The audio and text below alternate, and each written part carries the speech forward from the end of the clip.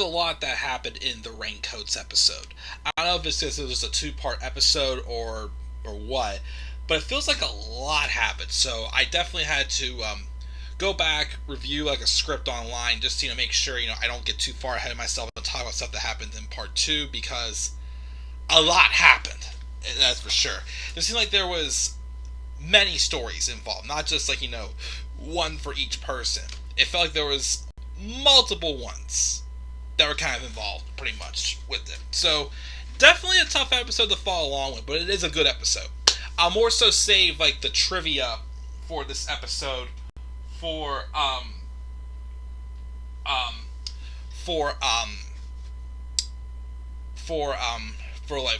when I get to the Raincoats part 2. This is just part 1. So the stories going into this episode was that it starts off with Jerry and George at the coffee shop. Jerry's talking about how him and his girlfriend Rachel have not been able to have any alone time for 2 or 3 weeks. I know that pain, Jerry, because I recently dealt with that with my girlfriend between Christmas and my Vegas trip, because she was sick and I didn't want to risk getting sick before my Vegas trip. So I literally went 3 weeks without seeing my girlfriend, and it sucked. But Jerry's talking about how him and Rachel have not been alone for 3 weeks because he was away for a week on tour, and since he's been back, his parents have been in town. So he feels like he's getting a little backed up, if you know what I mean. And of course, they're going to be still in town for I think 3 more days until they leave for their trip to Paris. And George says, well, why can't you go to her place? And he said, because she lives with her parents. And of course, George was like, maybe this will become a big thing, a cool thing to do, living with your parents. And of course, he still lives as his, which drives him insanely nuts. Then a friend of theirs, Alec, comes in, and he's asked if anybody would be interested in taking part of the Big Brother program that he's a part of. And there's a kid named Joey who's part of the Big Brother program. And he looks at George with this very depressed look on his face and goes, would you like to be a big brother for someone like me? And of course, George, even though, at times literally just doesn't care about anyone else but himself, how could he not have a heart and say no to the kid? So he said he would do it. And when he walks away, he's trying to find a reason not to get out of it. Of course, he really does not want to do it, but he couldn't say no in front of that poor little kid. And then, of course, Jerry makes a joke and says, would you be able to pass the ketchup to a guy like me? Which George was like, ha ha, very funny. Of course, though, he then realizes, hey, wait a second. Jerry's parents are going to Paris. Maybe he can tell Alec a lie and tell him that, he has to go to Paris for an undetermined amount of time for business stuff, but he will send a postcard. So later, they're at the apartment, and they're talking, and then George asks them about that favor, and then I think they said they would do it. But then he says, oh, by the way, my parents would like to have you over for dinner before you guys leave for your trip. How about tonight? His mom's making paella, which is some type of a Spanish dish, in which Jerry, they were, the Seinfelds were like, no thanks, we got plans tonight. And Jerry's like, wait, what do you mean you got plans? And he kept saying, and his mom kept saying, we got plans. And Jerry's very confused, what are you going to be doing tonight? But before he left, Kramer came in, and he was talking about some store that sells used clothing. I'm getting a little far ahead of myself. Let me save that for a little further down. But I'm getting a little ahead of myself. But of course, George is surprised. He's I wonder why they didn't want to do that. So they leave. And then late in another scene, Elaine. Well, actually, no. After they leave, Jerry says, what plans do you have? And they said, we don't have any plans tonight. And then Jerry's like, then why didn't you want to go? And then they admit that they never liked the Costanzas. And of course, Morty says, we can't stand them. They can't stand you. Basically, it was that was meant to make a reference towards back in the library episode, back in season 2. or three. I think it was three actually. Where George's old high school gym teacher, Mr. Heyman, called him "can't stand ya" instead of Costanza. So they said they can't stand the Costanzas. They're always yelling and everything, this and that. And of course they show scenes of like, George with his parents, and they're like, why won't they come? Like why won't they come see us? And it's like, what's wrong with us? And then they start arguing over stupid little things, which George is like, of course that's reasons why. Elaine then comes up and she introduces her new boyfriend Aaron, who Jerry had warned his parents he's a nice guy, but he's a bit of a close talker. And Aaron comes in, and he's played by Judge Reinhold, who I remember him, of course, as the guy who played Neil, Charlie's stepdad, in the Santa Claus movies. He's probably in other stuff I can't remember off the top of my head right now, but he played the close talker.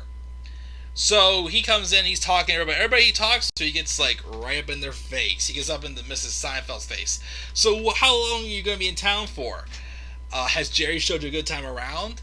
And then he finds out they're going to be going to France. So he offers to give them this envelope of like French flakes or whatever heck that they're called as a gift. Then he says he has a friend who works at the Metropolitan Museum. So he offered to go take them at that moment down to the museum for a behind the scenes tour, in which Morty and Helen were like, we'd love to. And then, of course, then Aaron gets in Elaine's face, is like, would you like to go down? And he's like, I don't know about Aaron. I have plans. He goes, oh, okay.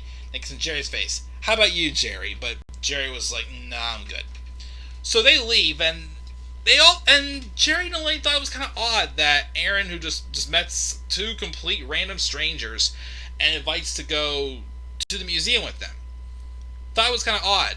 But then Jerry says he realizes he may have just did him a favor. So he runs over to the phone and tries to call Rachel, because it's like, I can finally get some alone time with her.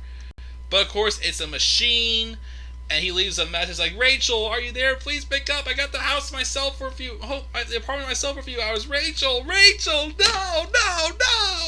Sets the phone down disappointingly, and then Elaine just makes a joke at him, and Jerry's not pleased by it. But then, of course, later, when they come back, they came back, and then they're all raving about the museum, and of course, as they get back, Jerry gets a call back from Rachel saying, are they still there? You still got the place yourself? And Jerry's like, nah, they just walked back in the door. And he said, I'll talk to her later. And then Kramer walks in. And of course, first Aaron's like, oh, you must be Kramer. I've heard all about you. And backs Kramer into the refrigerator, and because of, is close, being a close talker, and Kramer falls over. But then, of course, George, no, wait. Okay, this had taken place earlier in the episode, because George didn't see Jerry's parents again in this episode. So earlier in the episode, I always get these things mixed up. Earlier in the episode, where George first asked him to do the favor about sending the postcards, Kramer came in and had told George there's this used clothing store named Rudy's, where you can drop off used clothing and get some money for it. So then George actually did go up into the attic and found some old clothes that his dad hasn't worn in a long time. So he did take them to Rudy's, and he got $225 for them, thinking no problem, this is good stuff. Which Kramer goes in right shortly after, because. Wait, okay, so that's that scene. But I'm gonna have myself in this scene. Kramer came in wearing this trench coat, and then Morty Seinfeld recognizes it and says, "Oh, like that's the executive." He goes, I made those all the time," and he goes, "Where'd you get that?" And then Kramer mentions he got them from Rudy's, and Morty says, he says, I still have some stored in my garage. He said, if he's still selling them, we could bring them up here and make a profit off of it. in which they agree, and they agree that Kramer gets 25% of the business. So Morty calls up Jack Klompus, who, if you remember him, he was a guy back in the Penn episode who gave Jerry the astronaut pen. So Morty calls Jack, and the first thing Jack goes is, "Who died?" It's like, nobody died. And he tells him to go into the garage. And of course, Morty's saying, you're not going to get those old raincoats, this, and that. But of course, he says, get them, and ship them up here so that way they arrive tomorrow. And he wanted them to ship them express. That way they got there in the morning. Which of course, I know that pain because I work in, promotional products, and there's, getting them by express or next day air or 2-day, whatever you want to call it. Anyways, so he sets that up. George, meanwhile, had gone back to his parents, of course, after, figuring out, why this is not happening. And of course, when they talk about how they're going to be getting ready to go to Paris, and they don't, first they're freaking out because they want to know what they did to the Seinfelds that they don't want to come over for dinner at all. But then, of course, then Estelle asked George what was up in the attic, and George was like, "I wasn't up in the attic, just I heard noise." So George did again take the old clothes to Rudy's to turn in the clothes, and he got $225 off of them. So originally the guy only offered him $200, but George, who had to pretend that act like his father was dead, said that told him that, can you make it $225? It was his high game in bowling. So that's, George got $225 off that. He runs into Kramer after that, and then Kramer he invites Kramer to come over. He invited Kramer to come over tomorrow night for dinner. But he finds out through them that Kramer told George that him and Morty Seinfeld were going into business together, selling raincoats. And he says, "Oh, when you talk about this, it was over dinner last night." And then he finds out that it was not a last minute decision. It was a last minute decision. So they did not have those plans. Of course, whenever George had asked his family to come over for dinner, which infuriates George. So then Kramer goes up to the guy at Rudy's and proposes a deal about the raincoats. And he's all for it. He goes, "I don't think it was stopping me," but at the same time, there's moths coming out of the box that George had brought his dad's old clothes, and Kramer actually did buy a couple of those shirts. Of course, George goes storming back to Jerry's apartment, opens up the door, like, "Ah!" thinking he would find his parents, but instead he sees Jerry, and basically, he's like, "I thought, they had plans, they had their big plans," and then Jerry's like, "Look, don't put him in this, I don't know anything about this." And they had given George a maybe about coming over the day after, but of course they had no intention of coming over at all. So then Elaine was at work, and all of her coworkers are raving about how nice her boyfriend Aaron is. And actually, to go back first, there was a scene where Aaron and Elaine were in bed, and Elaine was asking him about if he thought it was weird that that he invited two complete strangers to go to the museum with him. He goes, "No." He goes, "It was a nice day." He goes, "I had a good time." She's like, "You had a good time with the Seinfelds, people who were twice your age?" And he's like, "Yeah, they bought me a Coke." But then there's a scene where they were getting ready to go. They were going to be Elaine was going to be taking the afternoon off. He was going to be taking her out to eat, and also to go see My Fair Lady. Of course, Aaron shows up. They kiss. It all looks good, and then out of the blue comes Morty and Helen Seinfeld. Aaron got 2 extra tickets to the show, and they tagged along for the day. So they show this sequence with songs from My Fair Lady, like a scene of them a shot of them in the theater, and Elaine looks annoyed. And the same thing at dinner. Aaron's talking with the parents, and then with Mr. and Mrs. Seinfeld, and Elaine's like pissed about that. And as George is getting into a cab, he sees them riding down on a carriage and gets mad because once again he realizes there. Damn it, they're not coming over again. He does not get it. And then, with all that, we then cut to a scene back to Jerry's apartment. Of course, they're out there with his parents out. Jerry calls Rachel. She comes over. They're on the couch making out. And Jerry's trying to slow her down because it's like, they're going to be back any second. And then she's like, "When are they leaving?" And he says, "In 2 days." She's like, it's been so long, and then he's like, 2 more days, we'll be okay. So they can breathe, and of course they hear Morty singing "I Could Have Danced All Night" out in the hall, and they came back in, and then of course that's when Jerry finds out that they went to see My Fair Lady. He didn't know that they were again interfering with Elaine's plans with Aaron again. And of course, first they were just like, "Oh no, we can go somewhere else. Don't worry about it." And then he's like, "Yeah, nowhere to go." So Rachel said, "No, don't worry about it. I was actually just leaving." Now, earlier in the episode, Jerry's parents suggested him to go see Schindler's List. So him and Rachel agreed that they would go see Schindler's List later on and go to the theater. So they agreed to do that. So that they walked out, and that was that. And that's again when Jerry found out about that. His parents basically went along with Aaron again, and basically probably pissed off Elaine, basically, as he thought so. Now, I did forget to mention this, but there was a scene also earlier in the episode, after getting back to the beginning, where George was trying to find a way to get out of that Big Brother stuff. He did meet up with Alec and told him his lie about him going to Paris. But Alex said, "That's great, though, because Joey can go with you because he's been trying to track down his real father, and his real father lives in Paris." To where George then asked Jerry if he thinks his parents wouldn't mind taking a little kid to Paris to find his father. At which Jerry's like, "No, that's not going to happen." And then, of course, the final scene is, again, George was telling them about how he caught the Seinfelds out with Elaine and everything. They're freaking out, this and that. But then, getting off the subject, because they had mentioned something about how they're talking earlier about how the Seinfelds were going to Paris, they thought they'd go on a vacation themselves, and that his parents were planning on going on a cruise. And then Frank says, Frank says the only problem is that he needs to find his cabana wear, and he had it up in the attic, but he can't find it. Which George realized that was the clothes that he had taken to Rudy's, but he can't tell his dad that.